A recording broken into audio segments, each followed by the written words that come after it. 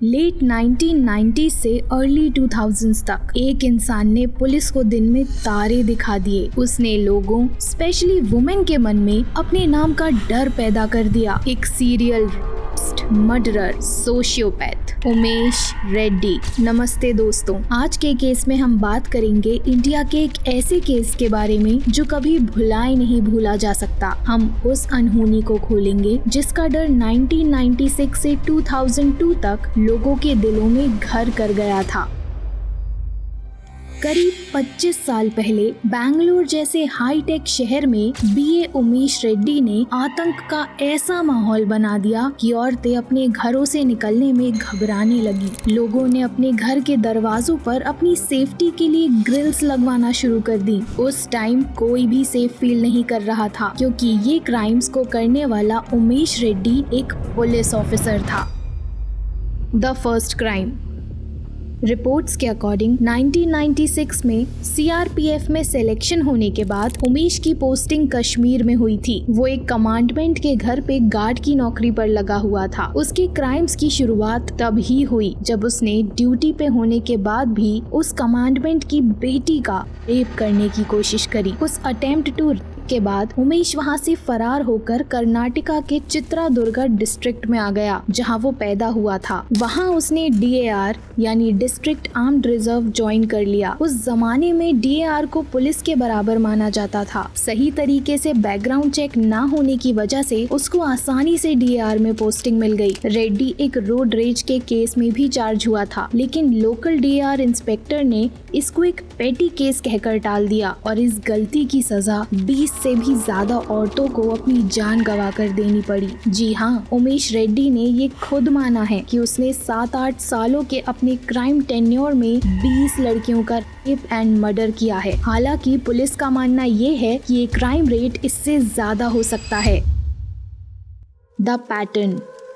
रेड्डी अपने विक्टिम्स को बहुत ध्यान से सिलेक्ट करता था। वो ये क्राइम्स सुबह 11 बजे से दोपहर 3 बजे तक करता था क्योंकि उस टाइम सारे जेंट्स काम पर होते थे और सारी लेडीज घर पर अकेली। वो घरों में एड्रेस पूछने या पानी मांगने के बहाने से जाता था और उनको चाकू दिखाकर घर में जबरदस्ती घुस जाता था। वो पहले उन औरतों का गला दबाता था ताकि वो चिल्ला ना पाए और फिर उनका करके उनके पैसे और गोल्ड चुराकर भाग जाता था। वो इन केसेस को चोरी का केस शो कर देता था जिसकी वजह से कोई उस पर शक नहीं कर पाता था। लेकिन वो सिर्फ पैसे या कीमती चीजें ही नहीं चुराता था। आप जो अब सुनने वाले हैं उसको सुनकर आपके होश उड़ जाएंगे। वो लेडीज की लॉन्ड्री भी चुराया करता था। How was he recognised?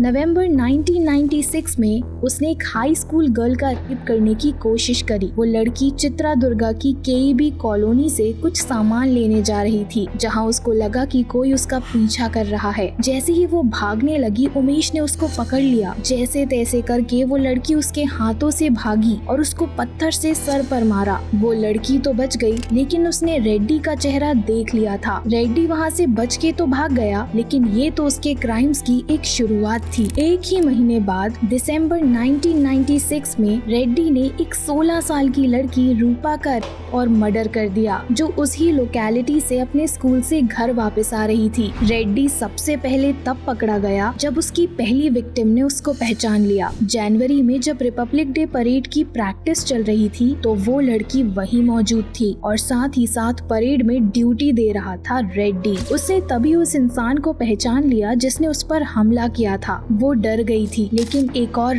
Case की खबर सुनने के बाद उसने पुलिस स्टेशन में रेड्डी के बारे में बता दिया। पुलिस ने छानबीन के बाद उसको अरेस्ट कर लिया। पुलिस इंक्वायरी के बाद रूपा के रेप और मर्डर का शक भी उसकी तरफ किया जा रहा था, लेकिन जब उसको 1997 में चित्रादुर्गा जेल से बेलरी प्रिजन अथॉरिटीज में लेकर जाया जा रहा था तो वो वॉशरूम का बहाना करके वहाँ से भाग गया और उसके बाद उसने की मर्डर्स की ट्रेल जिनमें उसके खिलाफ कोई सबूत नहीं मिला। उसने बैंगलोर में एक इनकम टैक्स ऑफिसर की वाइफ का रेप एंड मर्डर किया। फिर उसने अहमदाबाद में एक लड़की का, बड़ौदा में 2 लड़कियां और यहाँ तक कि कूनीगल में एक विडो का रेप एंड मर्डर कर दिया। The second arrest. जैसा कि मैंने आपको बताया था कि रेड्डी को लड़कियों की लॉन्ड्री चुराने का भी शौक था। वो उनको अपने बैकयार्ड में सुखा देता था। बहुत सारी कंप्लेंट्स के बाद जब रेड्डी के बैकयार्ड में पुलिस को लॉन्ड्री मिली तो उन्होंने उसको अरेस्ट कर लिया। तब सामने आया एक और सच। रेड्डी की मेंटालिटी एक साइकोपैथ वाली थी। जब पुलिस ने उसके घर की तलाशी ली तो उनको उसके घर पे एक बोरी भर के लेडीज अंडरगारमेंट्स मिले। पूछे जाने पर उसने ये कबूल किया कि उसको लेडीज के अंडरगारमेंट्स पहनना अच्छा लगता था और वो इनको पहन के मास्टरबेट करता था। अरेस्ट के टाइम पर उसने अपना नाम रमेश बताया, लेकिन फिर से एक बार वो घंटों के अंदर अंदर पुलिस के हाथों से निकल गया। The crimes continue. फरवरी 1988 में रेड्डी ने अपने साल की और क्राइम की शुरुआत करी पीनिया की एक 37 साल की विडो का मर्डर करके। रिपोर्ट्स में पुलिस ने ये भी मेंशन किया है कि उस डेड बॉडी के साथ रिपीटेडली असॉल्ट किया गया है। उस लेडी के 8 साल के बच्चे ने ये सब देख लिया था, लेकिन रेड्डी वहाँ से भी भाग निकला। उसने पीनिया में एक और लेडी का रेप करने की कोशिश करी, लेकिन उस लेडी ने अलार्म प्रेस करके सिक्योरिटी को बुला लिया। उनसे बच के भागने के चक्कर में उसने फर्स्ट फ्लोर की खिड़की से बाहर जंप करने की कोशिश में अपने एंकल को स्प्रेन कर लिया। सिक्योरिटी ने तो नहीं, लेकिन नेबर्स ने उसको पकड़ के पुलिस के हवाले कर दिया। रेड्डी को बच के भागने की शायद प्रैक्टिस हो गई थी, क्योंकि स्प्रेड एंकल के बाद भी वो भाग गया। लेकिन इससे पहले कि वो कुछ और कर पाता, पुलिस ने उसको चिक्का बल्लापुर में अरेस्ट कर लिया। बट 2002 में जब उसको बैंगलोर ट्रांसफर किया जा रहा था, उसने फिर से अपना पुराना वॉशरूम का बहाना बनाया और पुलिस की कस्टडी से भाग गया। उसके बाद 2 महीनों में उसने देवांगिरी, हुबली, धारवाड़ और पुणे में 3 लड़कियों का किया। इसके साथ साथ उसने वहाँ 3 मोबाइल फोन और 2 क्रेडिट कार्ड भी चुराए। पुणे में उसको वेटर की नौकरी मिल गई, जहाँ से उसने पैसे चोरी करे और भाग गया। मेरा आप सब लोगों से एक सवाल है, अब तक हर जगह रेड्डी के वांटेड पोस्टर्स भी लग गए होंगे और पुलिस भी उसको हाथ धोकर ढूंढ रही थी, तो क्या 2002 में भी पुणे के उस होटल ने उसको नौकरी देने से पहले उसका बैकग्राउंड चेक नहीं किया? खुद सावधान और होशियार होना बहुत जरूरी है। अगर उस टाइम उसकी कंप्लेंट हो जाती तो शायद आगे होने वाले क्राइम्स को रोका जा सकता था। लेकिन जो होशियारी उस होटल के ओनर ने नहीं दिखाई, वो एक ऑटो ड्राइवर ने कर दिया। वो एक गलती।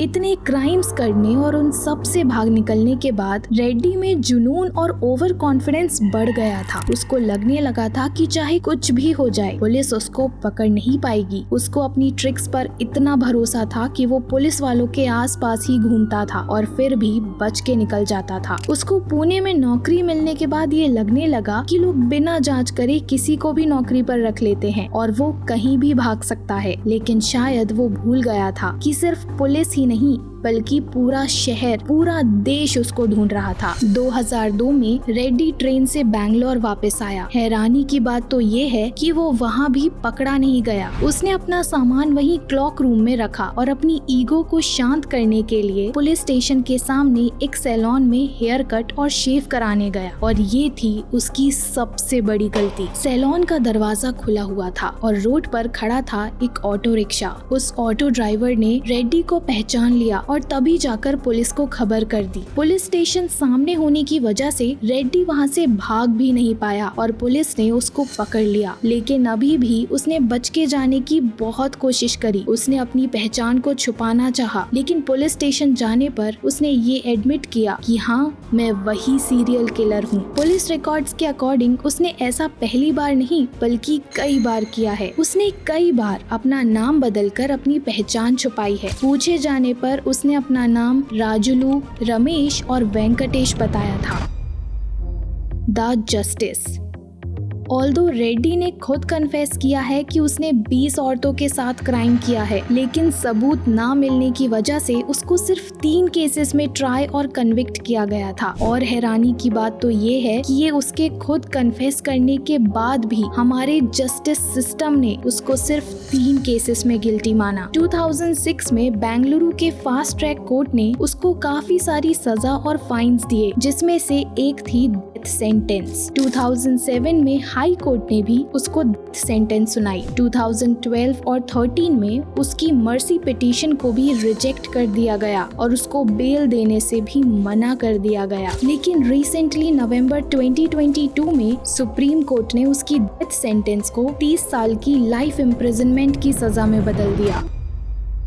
पुलिस में होने की वजह से उसको पता था कि वो कैसे काम करता है और अपने क्राइम्स को ऐसे ही करता था कि कोई उसको ढूंढ भी नहीं पाता था। उसके लिए सबूत छुपाना भी आसान हो जाते थे। रेड्डी के विक्टिम्स गुजरात, महाराष्ट्र और कर्नाटका से थे, जिसमें मेजॉरिटी केसेस कर्नाटका से थे जो शायद रिपोर्ट भी नहीं किए गए थे। वो अपने विक्टिम्स को बिना कपड़ों के छोड़ देता था ताकि वो इज्जत के डर से मदद के लिए चिल्ला भी ना पाए और वो बच के भाग जाए। इतने दर्दनाक क्राइम्स करने की वजह से पुलिस उसको मैनिएक और साइकोपैथ कहने लगी थी। हद तो तब हुई जब किसी ने उसको पहचाना नहीं और उसको अपने घर में घुसने भी दिया और यहाँ तक कि नौकरी भी दी। उस टाइम पर इस इंसान का इतना खौफ था कि नेटफ्लिक्स ने इस पर रिसेंटली एक 3 एपिसोड डॉक्यूमेंट्री भी बनाई है। उस डॉक्यूमेंट्री का नाम beast of Bangalore Indian predator है। उसमें लोकल पुलिस इंस्पेक्टर्स, विक्टिम्स और उमेश के उन साथियों का इंटरव्यू भी लिया गया है जिन्होंने उसकी मदद करी। कन्नड़ लैंग्वेज में भी इस पर काफी सारी मूवीज बनाई गई हैं। तो इस पर आपके क्या व्यूज हैं? आपको क्या लगता है कि गवर्नमेंट, पुलिस प्रशासन और हम जैसे लोगों से भी गलती कहाँ हुई? क्यों इतने क्राइम्स करने के बाद भी रेड्डी खुला घूमता रहा? क्या लोग ऐसा कुछ कर सकते थे कि लोगों में रेड्डी का नहीं बल्कि रेड्डी को सबका डर रहता? क्या इस अनहोनी को